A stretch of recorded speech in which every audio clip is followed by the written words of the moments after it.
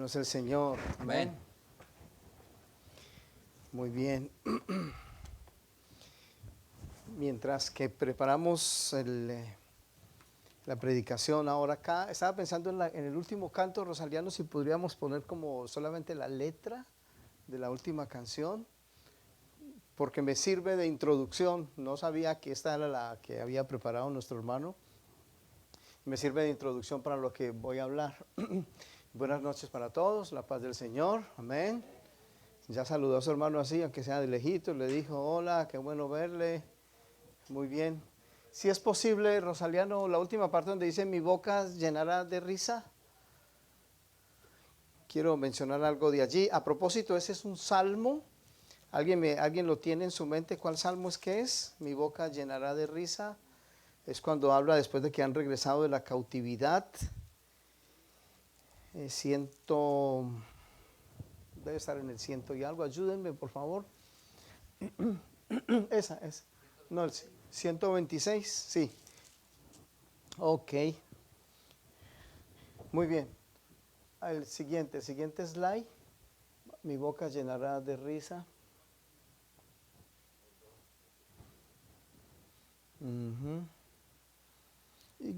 Me sirve como introducción para lo que voy a anunciar, y aprovechando la canción, recuerden que la escritura nos invita a cantar con inteligencia.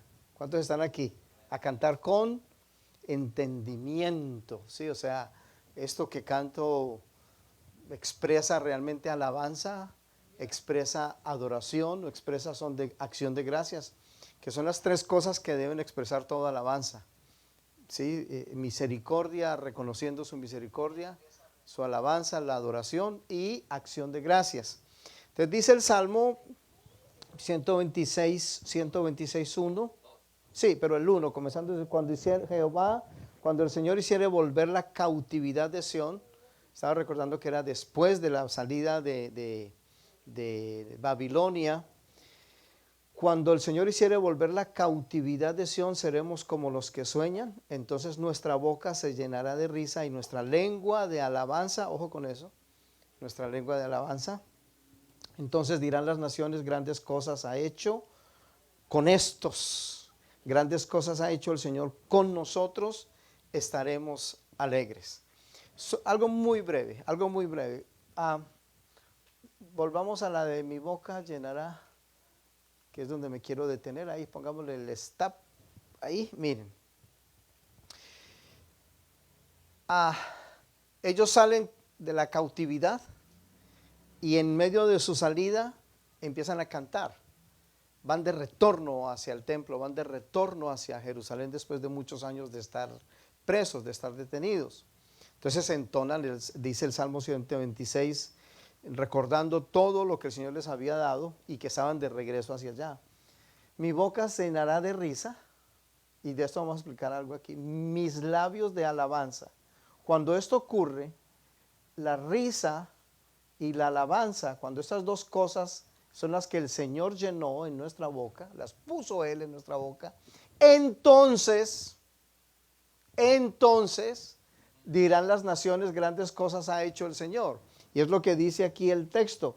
Las naciones, entonces dirán entre las naciones, grandes cosas ha hecho el Señor con estos.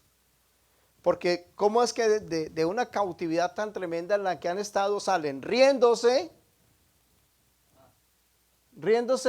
y con sus labios en alabanza. Un preso sale quejándose. ¿Cuántos están aquí? Un preso sale diciendo, no fue justo, muchos años, y quién sabe cualquier cantidad de cosas que se perdieron en esos años de cautividad. Pero no, ellos salen porque el Señor, mi boca, Él llenó de risa y los labios los llenó de alabanza. Cuando las naciones vieron esto, la risa y la alabanza, dijeron, el Señor hace grandes cosas con ellos. Ahora, ¿por qué lo quiero traer a memoria? Primero porque aquí estamos cantando algo bíblico y nuestras canciones deben ser siempre lo más bíblicas posibles, nuestra alabanza, ¿sí? La alabanza que entonamos, las alabanzas que cantamos, la adoración que presentamos al Señor muestra la clase de Dios que tenemos y la clase de pueblo que somos. ¿Quién es Dios? Lo expresamos en nuestra alabanza. ¿Quién es este pueblo? ¿Cómo es este pueblo? Conforme a las alabanzas que canta, ¿sí? Conforme a lo que expresa. ¿Por qué lo decimos? Porque hay por ahí algunas, si se le puede llamar, algunos grupos cristianos, por no atreverme a decir sectas o algo parecido, en los que se habla de una risa santa. No sé si han oído hablar, es que una risa santa, y la gente comienza a reírse desbordadamente. Y entonces, pues la risa se contagia, ¿no? Y de que se ríe y le da risa al otro y al otro y al otro. Entonces luego todos se ponen a reír y luego dicen que el Señor los llenó de una risa santa.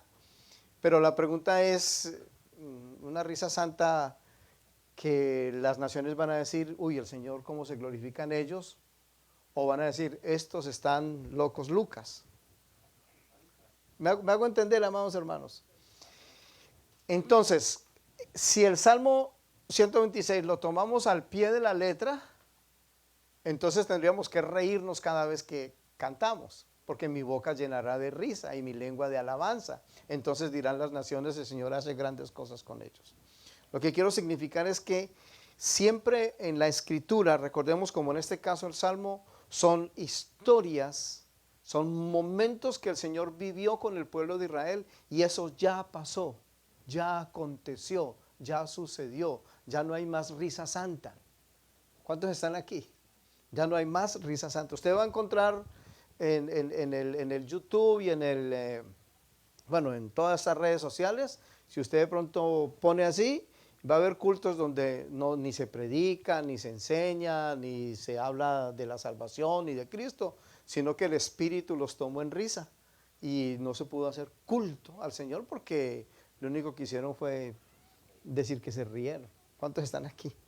¿Sí? ¿Me hago entender? Entonces, lo que estamos refiriendo, hablando de ofrendas, de diezmos, de primicias y de pactos, fue allá con el pueblo de Israel. Y eso tuvo su entorno, tuvo su momento y nos sirven a nosotros como modelo en saber que hemos de dar al Señor, hemos de sembrar al Señor, hemos de dar ofrendas al Señor y no necesariamente diciendo traiga sus diezmos, traiga sus primicias y haga pactos, porque eso fue para con el pueblo de Israel. Eso fue para con el pueblo de Israel. Ahora sí, pongamos el título de la enseñanza, de la predicación. Estamos hablando acerca de las ofrendas, cuarta parte, las ofrendas en la Biblia. Sí, entonces, si usted, creo que todos hemos escuchado el mensaje, creo que la mayoría, sí, hemos estado en los 3 anteriores, pero si no, puede mirarlos en el YouTube. Y recuerden lo que hablamos de diezmos. Esto es muy rápido. Los diezmos, básicamente tenemos 3 ejemplos en el Antiguo Testamento muy claros, que fue un diezmo que dio Abraham, que no fue un diezmo de su ganancia semanal, sino los diezmos de un botín, de algo que él rescató, que le dio los diezmos a Melquisedec, al sacerdote Melquisedec, y el resto a quien le correspondía, que era el rey de Sodoma, ¿sí? Y le entregó una parte a los que lo acompañaron, pero él entregó todo el 100% del botín, él lo devolvió. Una parte la devolvió en forma de diezmo, ¿sí? Entonces, ese como uno de los textos que más se usa para hablar del diezmo. El segundo, ese está en Génesis, el otro está en Génesis 28, es Jacob, donde Jacob dice, si el Señor me bendice, si el Señor me ayuda, yo pondré esta piedra, y si el Señor me prospera, y si el Señor me da, yo le daré los diezmos. Él lo que está diciendo es poniendo condición. Si el Señor hace esto, yo le doy los diezmos. No está diciendo que los da, sino que los va a dar si el Señor le da la prosperidad. Y por cierto, no se registra que Él lo haya dado. Y recordemos, porque si algún día el Señor nos permite estudiar la vida de Jacob, nos daremos cuenta que con su significado, el significado del nombre de Jacob ya está dicho todo. El significado es ¿cuál? Que él es ¿qué? Engañador. Él es engañador. Y eso desde que nació. Eso es una cosa terrible, la trama. Entonces, esos 2 textos son muy usados para hablar del diezmo, tanto el de Abraham como el de Jacob, y eso ya tiene su contexto. El otro es el de Malaquías, donde le dicen, no, es que hay que dar porque si no el hombre le está robando a Dios. Pues, amados hermanos, Todos de alguna manera fallamos ante el Señor. ¿Cuántos están aquí? ¿Cierto que sí? Fallamos ante el Señor. Pero recordemos que el robo no era solamente que el pueblo robaba, sino que los mismos sacerdotes robaban. ¿Y cómo robaba el pueblo? Porque el pueblo daba lo cojo, lo que estaba más dañado, daba lo que no estaba muy bien, de esa manera estaba robando. Podía dar la cantidad exacta, pero le ponía lo que era malo, o sea que estaba robando. Y el sacerdote robaba en dos maneras, ¿sí? Porque cuando le daban lo mejor se lo traían, él decía, esto está muy bueno para ofrecerlo, yo me quedo con una parte. Yo me quedo con una, esto está demasiado bueno, él se quedaba con una parte. O el pueblo y el sacerdote robaban porque era una manera como de ser compinches, ¿sí? El uno con el otro, y entonces la nación entera me ha robado. Por el pueblo la forma como lo hacía y el sacerdote porque no ofrecía lo que realmente correspondía. ¿Ya? Eso se cumplió. Eso tuvo su exhortación, tuvo su momento. Eso lo tuvo. Y recordamos rápidamente que los diezmos no era dinero físico como el de nosotros hoy, sino que el diezmo era ¿qué? Graneros, cereales, frutas, animales en un momento dado. Y que si alguien de ese Antiguo Testamento se quería quedar con algo del diezmo, porque era muy bueno, el cereal muy bueno, la fruta muy buena y los animales muy buenos, entonces todo eso que era el diezmo bien que él iba a dar, se lo llevaba al sacerdote y el sacerdote le decía, yo le voy a ofrecer esto al Señor, pero me quiero quedar con él.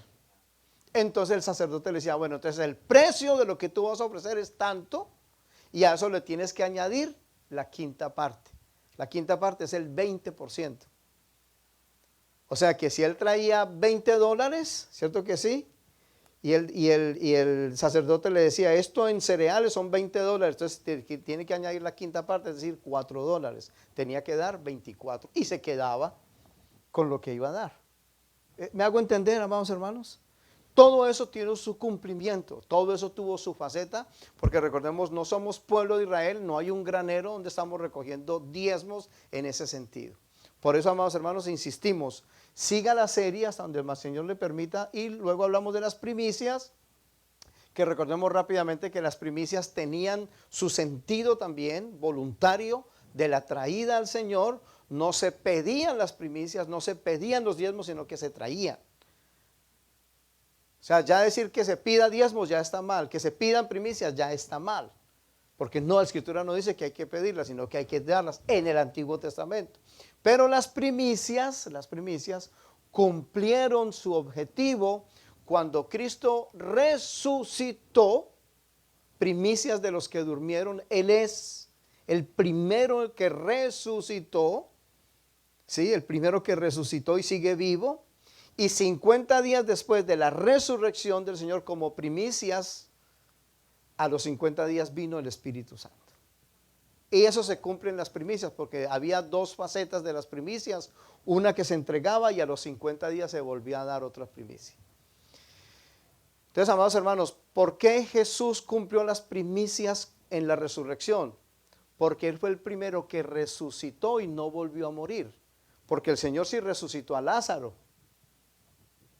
Digamos que Lázaro primero fue el que resucitó porque Él mismo lo resucitó, pero Lázaro volvió a morir. Entonces Jesús es el primero que resucitó, son las primicias de la resurrección. Y amados hermanos, ya en Él se cumplen las primicias, las fiestas de las primicias que estaban, ya se cumplieron en Cristo. Eso lo miramos muy claro.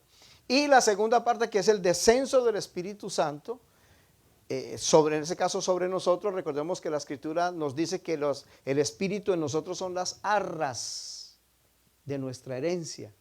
Es decir, como la garantía de la eternidad, ya tenemos el Espíritu Santo. La primicia ya está sobre nosotros. Entonces, diezmos ya cumplieron su parte, primicias ya cumplieron su parte y estamos hablando de los pactos. Y dijimos en pactos que no hay en la Escritura ningún pasaje en la Escritura que diga que pacto, la palabra pacto está ligado a dar dinero. No existe un texto bíblico donde la palabra pacto o pactos esté ligado a dinero o unido con dinero. Y que los pactos en la Escritura, todos los pactos en las Escrituras los inició el Señor. No fueron iniciativa de, hagamos un pacto aquí, pacte Dios. ¿Usted por qué no pacta con Dios? Porque si hacemos, si me permiten la expresión, y perdone la expresión un poco fuerte, pero si hacemos una revoltura de todo esto, de primicias, de diezmos, de pactos y de todo eso, pues amados hermanos, lo que haríamos es volver a la ley. Lo que haríamos es volver a la ley. Entonces, por eso, amados hermanos, hoy hablaremos en definitiva de pactos. Ya hablamos de los 8 pactos y quiero volver a recordar algo para entrar entonces en la predicación. Lo primero es el significado de pacto. Bueno, antes leamos la palabra, ¿no? Libro de Hebreos, vamos a leerlo. Libro de Hebreos, capítulo 8, versículo 6. 8, 6.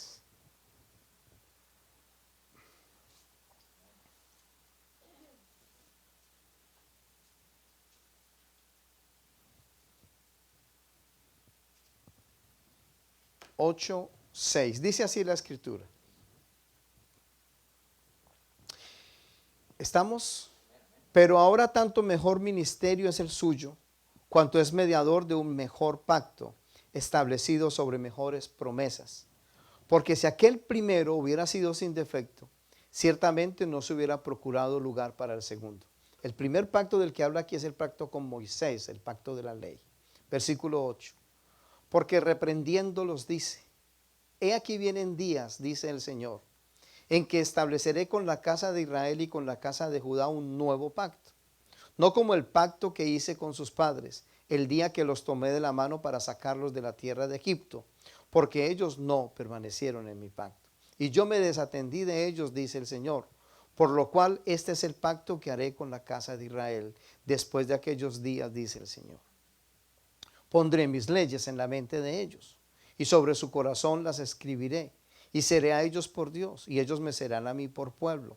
Y ninguno enseñará a su prójimo, ni ninguno a su hermano, diciendo, conoce al Señor, porque todos me conocerán, desde el menor hasta el mayor de ellos, porque seré propicio a sus injusticias, y nunca más me acordaré de sus pecados y de sus iniquidades. Al decir, nuevo pacto, ha dado por viejo al primero, y lo que se da por viejo y se envejece está próximo a desaparecer. Muy bien. Entonces decíamos, en el Antiguo Testamento hay 8 pactos. 8 pactos, Rosaliano, rápidamente para mirarlos. Y nos vamos a quedar en el último, los 8 pactos. El pacto edénico, o sea, en el Edén. El pacto adánico, el de con Noé, con Adán, con Noé, con Abraham, con Moisés. El pacto de la tierra de Palestina y el pacto con David. Todos estos del Antiguo Testamento. El primer pacto fue antes de la caída y desde el 2 hasta el 7 fue después de la caída. Por cierto, en este pacto, el pacto con David, dice literalmente un salmo, amados hermanos, que ese pacto es un pacto de las misericordias firmes a David. En Isaías 55:3 dice, haré con vosotros pacto eterno, las misericordias firmes a David. Dicho de otra manera, el pacto con David fue un pacto de la misericordia del Señor, para darle a través de él el Mesías, el rey que habría de salvar a la nación de Israel y que vendría luego también, de hecho, a salvarnos a nosotros. Entonces, todos estos pactos, con excepción del primero y el último, fueron pactos en los que no hubo pecado. Aquí en el de Adán fue antes de pecar, que el Señor les habló a ellos de que no comieran, ¿sí? del fruto, que guardaran la tierrita, que la conservaran, que el Señor les iba a bendecir. Entonces este pacto y este último son pactos en los que no hay pecado, porque aquí el nuevo pacto en Cristo, y Cristo no pecó. ¿Cierto que sí? Cristo no pecó, por eso su pacto es firme, su pacto es eterno. ¿Sí? Porque el pago del pecado es la muerte, pero como Cristo no pecó, entonces el pacto del Señor es un pacto eterno sin pecado. Muy bien. Entonces decíamos que del texto que habla Hebreos 8, es el pacto con Moisés, el pacto de la ley, no el pacto con Abraham, ni con Noé, ni con Adán, ni el de la tierra, ni con David, sino que nos habla del pacto con Moisés, que es el pacto establecido sobre los 10 mandamientos. Y dice que ese pacto va a desaparecer. Este texto, amado hermano, guárdelo y procure mantenerlo allí. Cuando le hablen de diezmos, de ofrendas, de primicias y de todo eso, vuelvo a decir, es que el pacto, eso fue un pacto del pasado, basado en la ley. Sí, es cierto que los diezmos se dieron antes de la ley. Los diezmos se dieron antes de la ley, los dio Abraham, sí, pero recordemos que lo dio de un botín, no de su ganancia, y luego el Señor lo puso como ley. Luego el Señor lo estableció para el pueblo, pero luego desapareció. Al desaparecer el templo en el año 70 después de Cristo, ¿cierto que sí? Ya no hay más templo, ya no hay más lugar, ya no hay más levitas, ya no hay más sacerdotes, ya no hay más de la tribu de Aarón para entregarle. Permítame casi decirlo de esta otra manera, y creo que ya lo hemos dicho. Si vienen a decirle que hay que dar el diezmo, entonces pregunto, ¿y dónde está Melquisedec? Porque entonces iríamos a cumplir la ley. ¿O dónde está Aarón? ¿O dónde está Leví? Es más, ¿dónde está el granero? ¿Sí? Porque el diezmo como tal en el Antiguo Testamento tiene que ver es con el granero donde se llevaban las frutas, los cereales, etc. ¿Estamos, amados hermanos, hasta aquí claros? Sí, sí. Algo también que dijimos es que lo estamos haciendo a nivel de predicación, pero si fuera luego necesario enseñarlo, darlo como enseñanza, esto se nos alargaría mucho rato porque tendríamos que desmenuzar poquito todo lo que tiene que ver con estas facetas de las ofrendas o los diezmos, tanto en el Antiguo Testamento como las ofrendas en el Nuevo Testamento. Muy bien.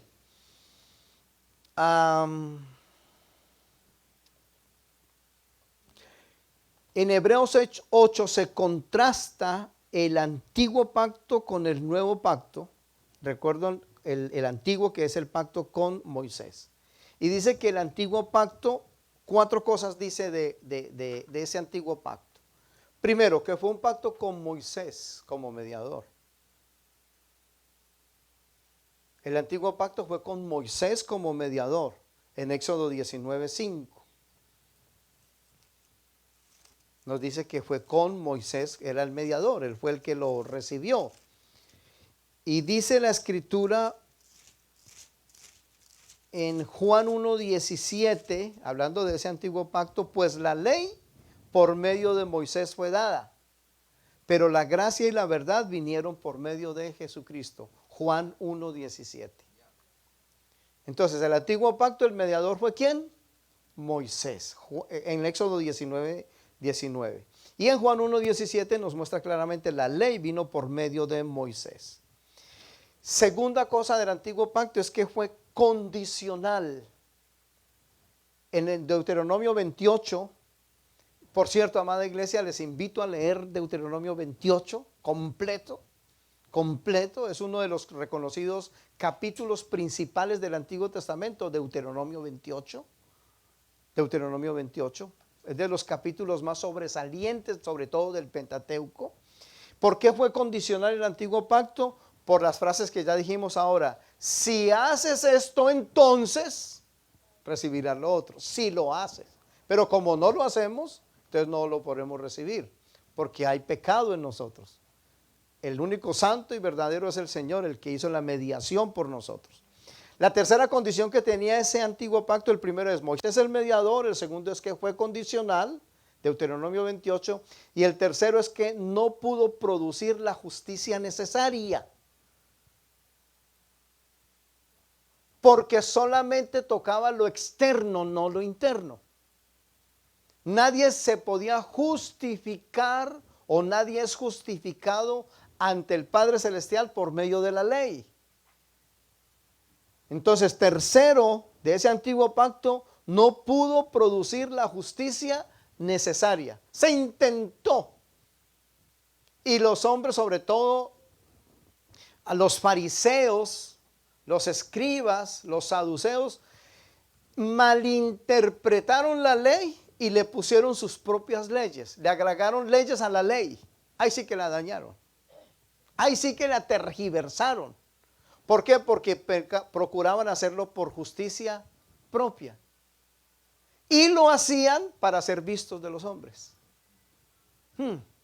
Lo hacían para ser vistos de los hombres. Entonces nadie absolutamente no podía producir la justicia ante el Creador, porque le agregaron los escribas y los fariseos sus propias leyes.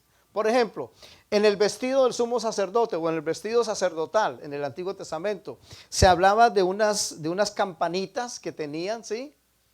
Y esas campanitas eran con una cosa específica. ¿Para qué eran? Cuando el sacerdote entraba en pecado al tabernáculo, allá moría. Mientras que el sacerdote estaba dentro del tabernáculo, las campanitas del vestido estaban tilín, tilín, tilín, tilín, tilín, tilín, tilín, tilín, tilín, sonando. Pero cuando moría, ¿qué pasaba? Dejaban de sonar. Entonces, ¡hey! No se escucha nada. Ah, se nos murió el hombre allá. Había que sacarlo, pero no podían entrar allá, sino que había que sacarlo porque él iba atado a una cuerda y lo sacaba. Todo estaba dado para que allá o moría o seguía ministrando. Y los hombres lo hacían de su manera, pero convirtieron las filacterias, las campanitas las convirtieron en ostentación para orar en las plazas públicas y orar por las calles. Y entonces en vez de usarla en el ministerio, en el santuario, la hacían su justicia con los hombres para que dijeran, uy, ese va orando, porque las campanitas estaban sonando por la calle. ¿Cuántos están aquí? Eso era la ley. Y ellos le agregaron esas cositas porque pensaban que por medio de la ley se justificaban. Entonces, tercero, no podía producir la justicia necesaria porque era más externa que interna. Ahora, ya no hay filacterias, ya no hay campanitas, ya no hay vestidos sacerdotales, pero a veces hay oraciones que se hacen solamente para que otros las escuchen. Hay agüita por aquí, sí. A veces se hacen oraciones, es para que digan, oiga, qué santidad. Oiga, cómo ora de bien. Es para que les digan, ¿sí? Cuando, amados hermanos, cuando la oración es delante del Señor, Él sabe lo que se está diciendo, porque al Señor no lo podemos engañar. ¿Cuántos están en Cristo? Entonces nuestras oraciones no son para que los hombres las escuchen. Vuelvo y repito, hicieron de la ley, que era buscar al Señor en oración, hicieron de eso una justicia propia. Entonces daban sermones en las oraciones. Entonces no están ni orando, están dando un sermoncito. Yo recuerdo una persona X en un lugar de La Mancha, una persona X en un lugar X, ¿sí? Que, amados hermanos, sus oraciones eran simplemente para que fueran escuchadas. Inclusive le decía al Señor en la oración frases como esta: Señor, tú sabes que allá esa palabra no significa lo mismo en el griego, porque el hebreo la tradujo.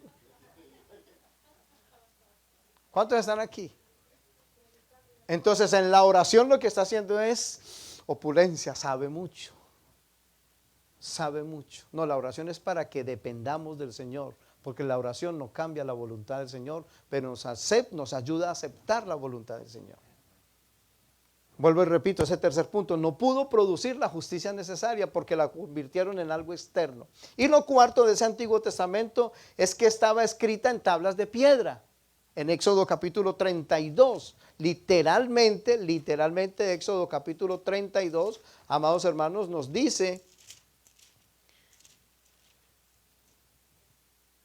versículo 15, 32, 15. Y volvió Moisés y descendió del monte trayendo en su mano, esto es tremendo. Yo lo leía hoy varias veces y decía, Señor, ¿qué es esta hermosura? ¿Cómo nos enseñas? 32, 15. Y volvió Moisés y descendió del monte trayendo en su mano las dos tablas del testimonio, las tablas escritas por ambos lados. De uno y de otro lado estaban escritas. Y las tablas eran ¿qué? Obra de Dios. Y la escritura era escritura de Dios grabada sobre las tablas. Amados hermanos, eso es largo. Discernir ese momento. La misma escritura de Dios. Pero ¿qué pasó con esas tablas? Cuando descendió Moisés del monte, ¿qué estaba haciendo el pueblo? Estaba violando el pacto. Había hecho un becerro de oro. Él les dio el pacto por medio de la ley, pero el becerro de oro viola el pacto y luego hace el tabernáculo para que el pacto se restaure. Pero vamos hermanos, las tablas que fueron ¿qué? Destruidas. Y el Señor que le dijo, vuelva y hágalas. Miren, amados hermanos, yo estaba pensando era esto. Si estas tablas las tuviera alguno, o sea, no se hubieran quebrado, sino que alguien las tuviera, pues entonces serían un ídolo más. Porque se idolatra lo que sea. Entonces, ¿se imagina usted las tablas escritas por ambos lados de la mano de Dios? De la mano de Dios. Eso es por uno arrodillarse. ¿Me hago entender? Es volver la tabla a un ídolo y no volver al corazón del Señor. Entonces, amados hermanos, el antiguo pacto, Moisés era el mediador. Ahora dice que Moisés fue siervo sobre la casa, dice Hebreos. Moisés fue siervo sobre la casa y lo hizo bien en esa medida. Pero el Hijo es el Hijo de Dios. Eso lo dice el libro de Hebreos, que Moisés era el siervo en la casa, pero el Hijo fue el que vino a darnos la muestra de cómo es el Padre Celestial o quién es el Padre Celestial. Pero el nuevo pacto, Cristo es el mediador. Cristo es el mediador. Dice Hebreos capítulo 9, versículo 15. Hebreos 9, 15. ¿Están conmigo? ¿Me están siguiendo, amados hermanos? ¿Sí? ¿Voy muy rápido? No, voy como en una moto como a 100 millas por hora. No, ¿vamos bien? Sí, si voy muy rápido, usted me dice para acelerar más. Hebreos 9, 15. Así que por eso es mediador de un nuevo pacto, para que interviniendo muerte para la remisión de las transgresiones que había bajo el primer pacto, los llamados reciban la promesa de la herencia eterna. Si a usted le preguntan ahora, hermano, ¿y entonces cuál es la promesa que Dios nos ha dado ahora? Aquí está. ¿Cuál es la promesa? La vida eterna. Ay, el Señor me prometió a mi casa, carro, beca y me prometió. No, aquí no, la escritura no dice de eso. La escritura no dice que pacte con dinero, no dice, porque no hay pacto ligado a dinero, donde el Señor le dice, de tanto que usted, el Señor, si usted se lo da, el Señor le va a multiplicar como una promesa. Tómese la promesa para usted. Pues, amado hermano, el que está en Cristo, la promesa de la vida eterna o la herencia eterna ya la tiene. Entonces da ahora con alegría, porque este Salvador que nos ha correspondido merece aún mucho más que una ofrenda delante de Él. Es nuestra vida ante Él. ¿Cuántos dicen amén? Entonces, en el nuevo pacto, Cristo es el mediador.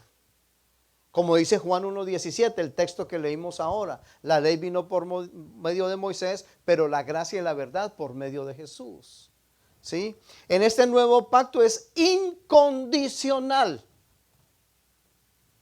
Ahora usted me dirá, entonces, ¿qué tengo que hacer? Yo le voy a decir lo único que tenemos que hacer es nada. Porque cuando usted tiene que hacer algo ya es obra. No, lo único que tenemos que hacer es creer. Quien ha creído ha sido justificado.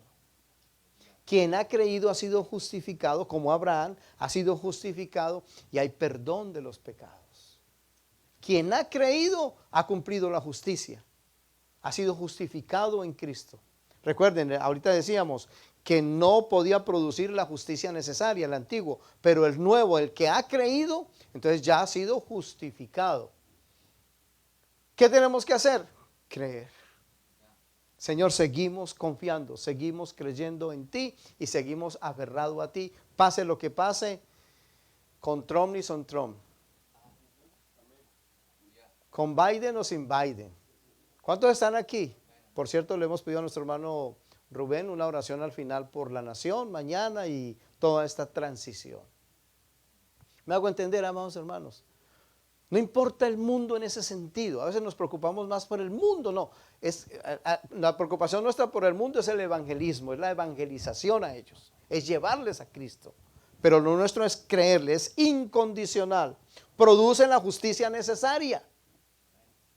Porque aquí es donde va Hebreos 8, cambia el corazón, cambia la mente. Nos cambió el Señor. Si alguno entre nosotros todavía el Señor no lo ha cambiado, entonces hoy es el día de su llamamiento, al arrepentimiento, a venir a Cristo, hoy. Y número 4 de este nuevo pacto: el primero, Cristo es el mediador; segundo, es incondicional; tercero, produce la justicia necesaria porque ahora es interna, no externa; y cuarto, está escrita en el corazón, ya no está escrita en tablas de piedra. Ahora está escrita ¿dónde? En el corazón. Está escrita en el corazón.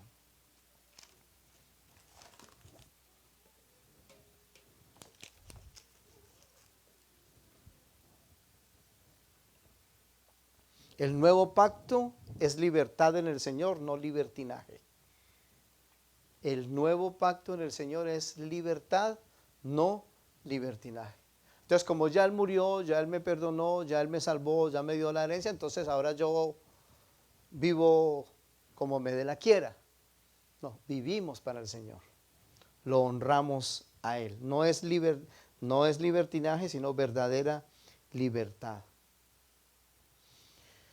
Decíamos ahora entonces que el sistema del antiguo pacto y el sistema del nuevo pacto no son compatibles. O sea, son contrarios. Uno es por obras, el otro es por gracia. Es por obras y este es por fe. Este es externo y este es interno. ¿Cierto que sí? No pueden los dos estar juntos. Si algún día el Señor nos permite, y quiero que vaya conmigo por un ratico, si el Señor nos permite algún día predicar el libro de Gálatas completo, allá entraremos en algunos detalles, pero solamente quiero referirle un texto de esto que estoy mencionando. No pueden coexistir los dos pactos. Es decir, quien da diezmos, quien da primicias, quien dice que pacta, entonces está coexistiendo con el antiguo. Y el antiguo nada tiene que ver con el nuevo. Entonces dice Gálatas capítulo número 4,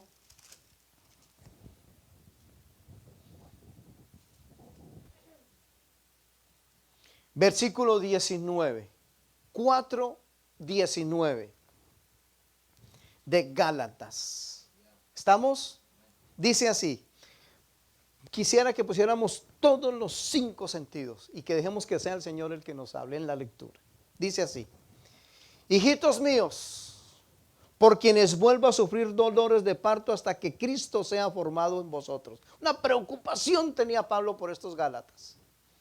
Quisiera estar con vosotros ahora mismo y cambiar de tono, pues estoy perplejo en cuanto a vosotros. Era una manera de decir, ¿sabe qué? Me tienen enojado. Estoy aterrado con su nueva actitud, porque comenzaron en el espíritu y ahora ¿qué ha pasado? Han vuelto a la carne. Comenzaron en la gracia y ahora están volviendo a la ley. Ese es el resumen de Gálatas. Verso 21. Decidme, los que queréis estar bajo la ley, ¿habéis oído la ley? Porque está escrito que Abraham tuvo 2 hijos, uno de la esclava y el otro de la libre. Pero el de la esclava nació según la carne, mas el de la libre por la promesa.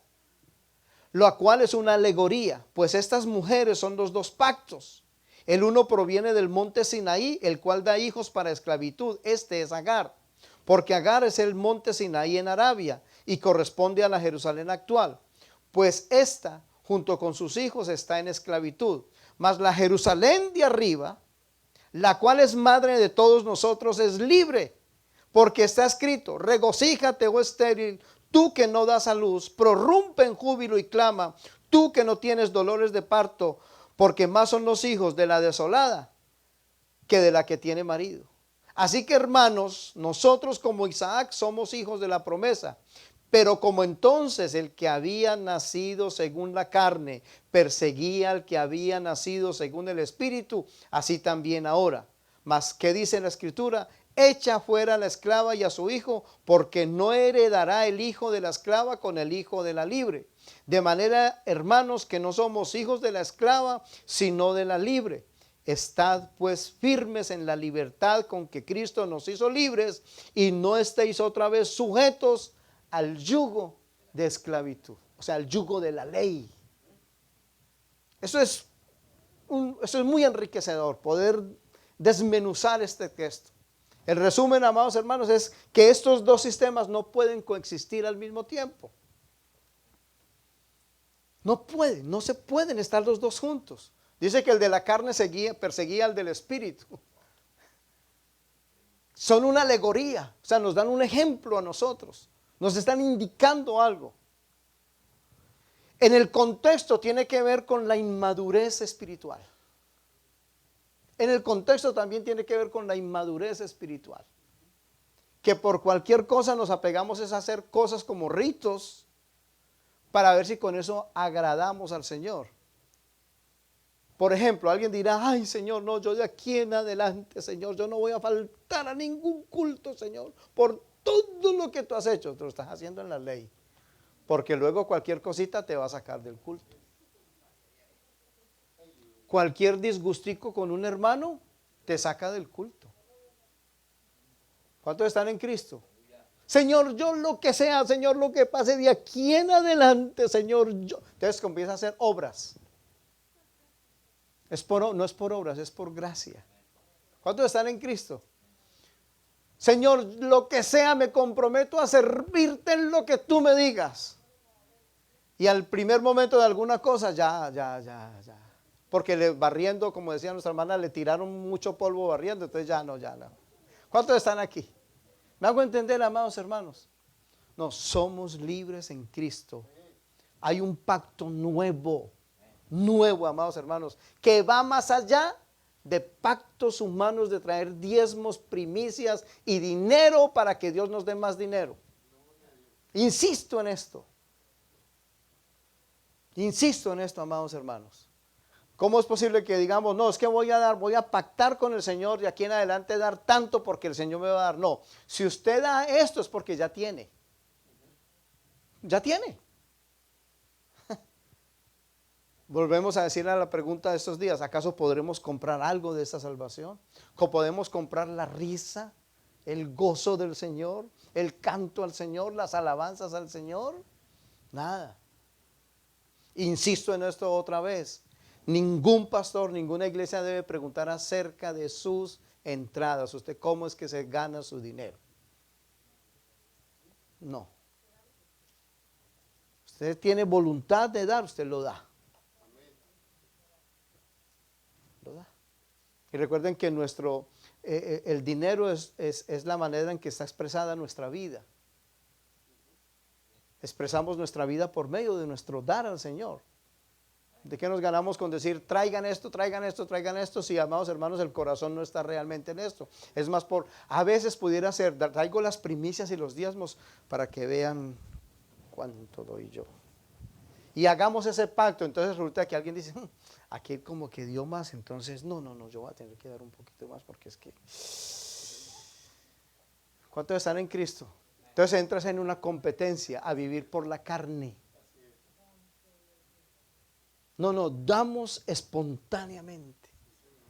Cuando prediquemos de las ofrendas, si el Señor lo permite a partir del domingo, y vuelvo y lo repito, léase ya 2 Corintios 9, del 5 al 15, que es el texto que hemos leído todas estas veces. Porque ahí va a haber sopa y seco. ¿Cuántos están en Cristo? Como decíamos, amados hermanos, que alguien dice, hay que diezmar. Entonces la pregunta, decía un pastor, no lo digo yo, un pastor decía, bueno, cuando se pregunta hay que diezmar, no es porque van a dar más, decía el pastor, no es porque piensan cómo puedo dar menos. No es por obras, es por gracia. Usted ya recibió, usted le da al Señor. Le da al Señor. No sé si tenemos, ¿cuál es el otro slide que tenemos? ¿El que le mandé yo? Ok.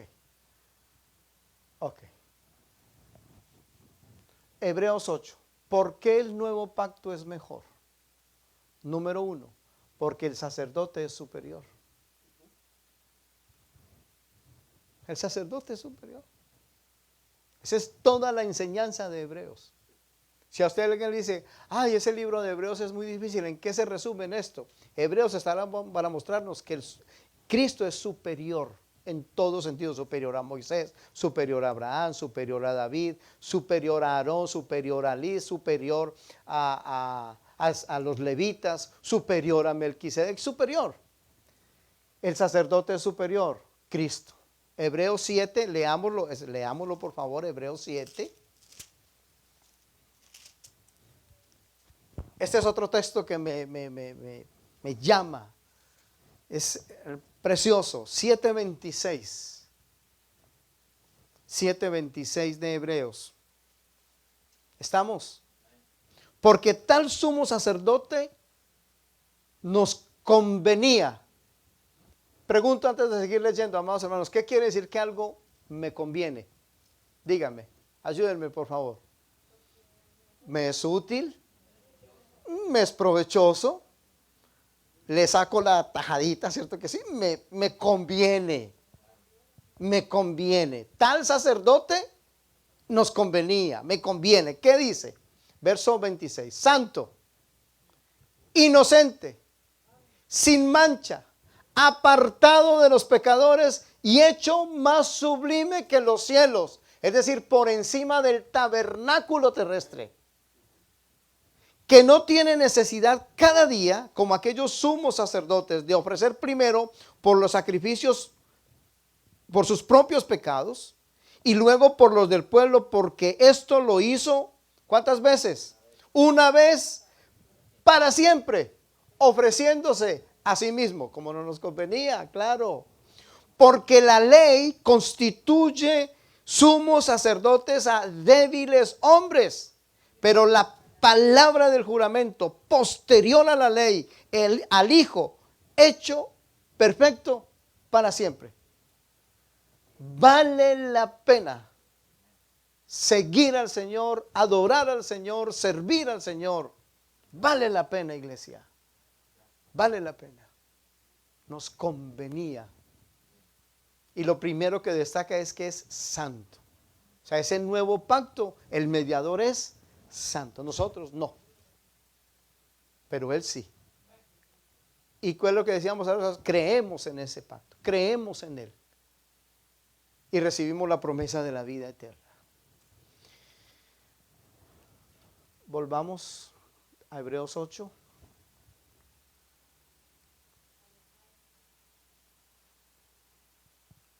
¿Alguien ha visto a Rosaliano?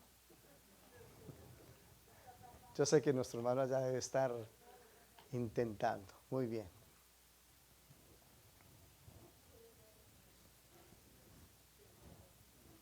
Yo lo tengo aquí.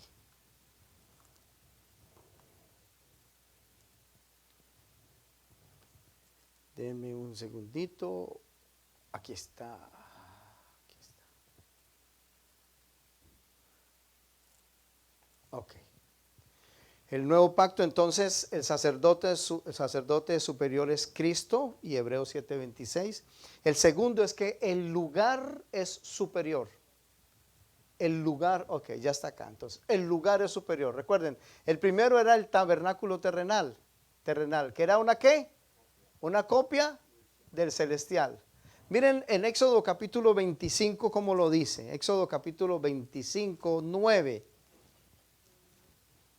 Si usted está conmigo, Éxodo 25, 9. Leámoslo desde el 8. 25, 8. Éxodo, el segundo libro de la Biblia. ¿Están?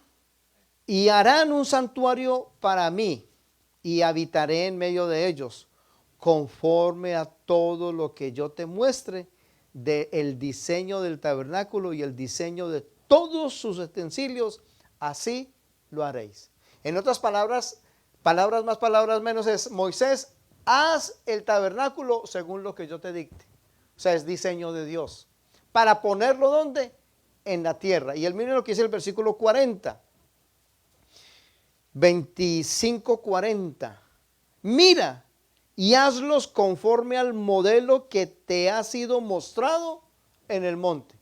¿Qué es lo que el Señor le mostró del tabernáculo? Parte del original que está en el cielo. Hazlo conforme a lo que se te mostró. Todo el tabernáculo, los colores, eso ya lo sabemos, las medidas, todo es una copia, pero el original está allá. Si esto terrenal era majestuoso, ¿cuánto será verdaderamente lo majestuoso? Si la gloria chequinada, la gloria de Dios caía ahí, ¿cuánto no será la misma gloria que está allá?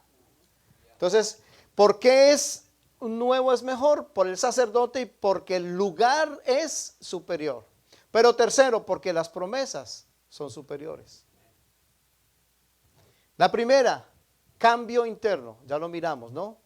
No externo, sino interno. La bendición es ilimitada. Amados hermanos, si volvemos al texto de Hebreos y lo volvemos a leer, otra vez volvemos a recibir más de parte del Señor. Dice literalmente, Hebreos 8, pondré mis leyes en la mente de ellos y sobre su corazón las escribiré. Y seré a ellos por Dios, y ellos me serán a mí por pueblo.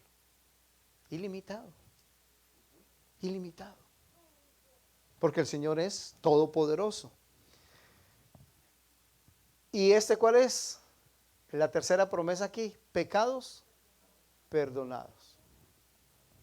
Entonces cuando alguien le dice, pacte, porque la promesa dice, no, la promesa es el perdón de los pecados en el nuevo pacto, superior a lo antiguo, superior a lo antiguo.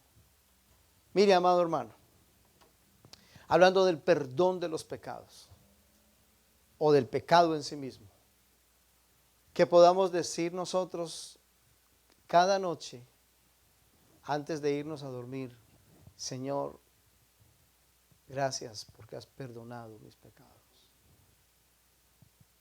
No hay nada que yo pueda hacer para que tú me perdones. Ayúdame. Ser perdonado de los pecados es quitarse un peso de encima terrible.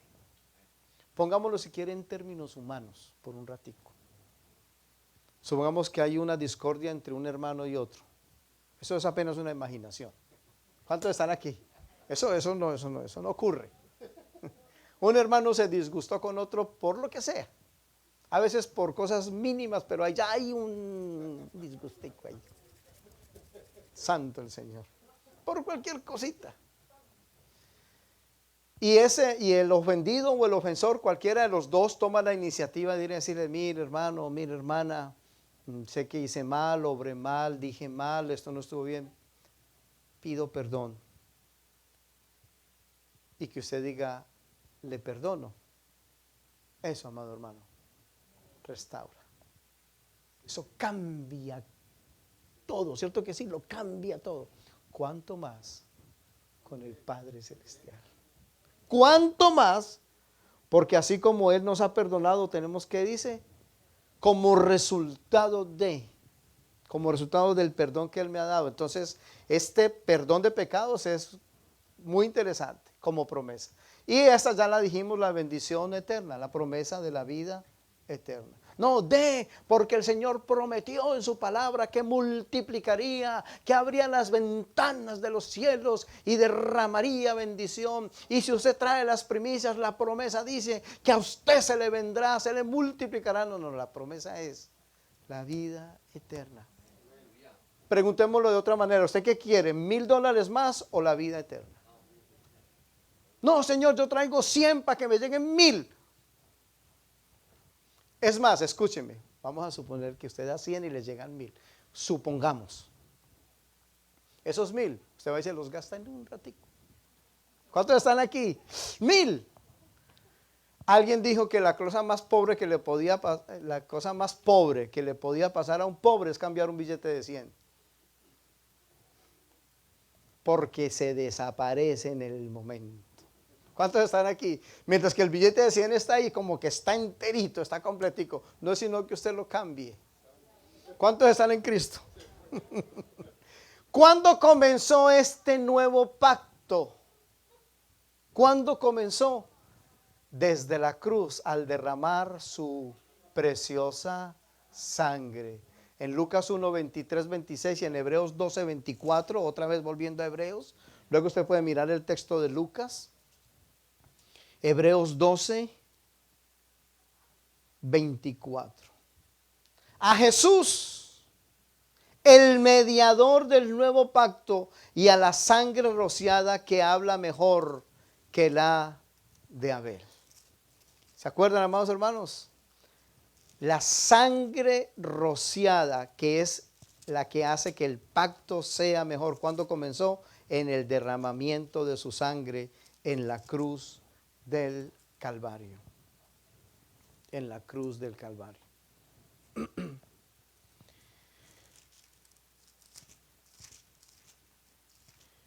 Yo quiero estar seguro de un texto para ir finalizando.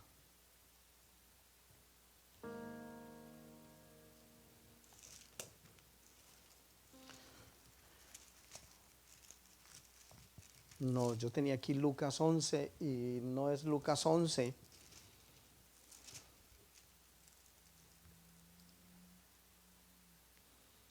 Donde dice que el Señor, cuando constituyó la cena, en Lucas, cuando tomó la cena, quiero mirar algo de allí. Bueno, el hecho lo recordamos. Ayúdenme a recordarlo ustedes ahí mientras que lo buscamos. No sé, debe estar en el final del capítulo. Ok. El 20, ¿qué? No, 22. Claro que sí, 22, 21. 22, 21. No sé por qué tuve esta confusión. I'm sorry, excuse me. Desde la cruz al derramar su preciosa sangre. Estoy concluyendo con esto. Miren. Dice, y tomó el pan.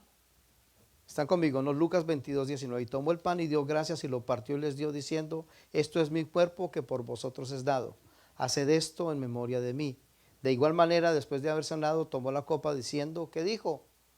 Esta copa es el nuevo pacto en mi sangre que por vosotros es derramada. Cuando hemos tomado la cena del Señor, se nos da una breve exhortación y se nos hacen algunos comentarios del libro de Corintios, donde dice que antes de tomar la cena dio las instrucciones Pablo. Y en el texto dice que el cuerpo que por vosotros es partido, la sangre. ¿Recuerdan lo que hablamos de la sangre? De los animales partidos y la sangre derramada. ¿Sí? Pues amados hermanos, es volver a traer la imagen de que costó el nuevo pacto la sangre. Y Él lo confirmó derramando su sangre y ahora caminando entre nosotros. Así como se caminaba para reafirmar el pacto. Él está continuamente caminando entre nosotros diciendo, mi pacto es para siempre. Por eso cuando se toma la cena del Señor, haced esto en memoria de mí. Haced esto en memoria de mí. Que el Señor nos ayude a abrir nuestra comprensión, nuestro corazón, para que su palabra permanezca atesorada en nuestros corazones. Oremos, amados hermanos.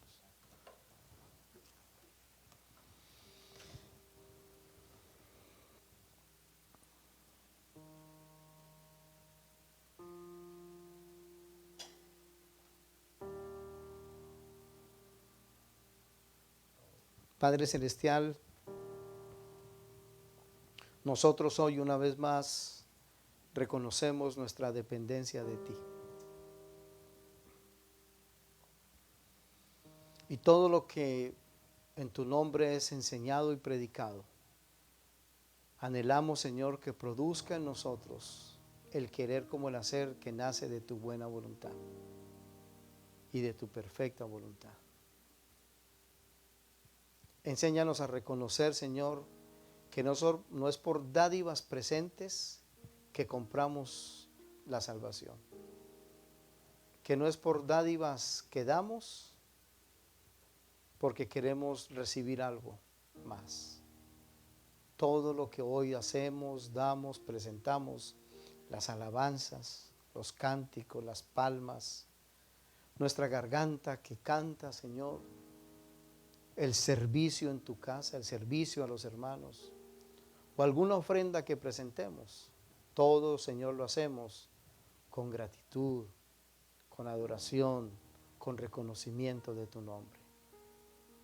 Padre, gracias por habernos dado a tu Hijo y por habernos dado en Él un nuevo pacto, por haber establecido sobre ese nuevo pacto la promesa de la vida eterna. No lo merecemos, no lo merecemos, no lo merecíamos, pero te plació escogernos, te plació llamarnos para salvarnos y también para que te sirvamos. Nos encomendamos pues en tus manos junto con la iglesia, los hermanos que no pudieron venir hoy y allí donde están, en sus casas o doquiera que estén, glorifica también tu nombre sobre ellos. Y siempre daremos con alabanza y con reconocimiento de tu obra a favor nuestro. Oramos, Padre, en el poderoso nombre de Jesús. Amén. Amén. La paz del Señor en sus corazones.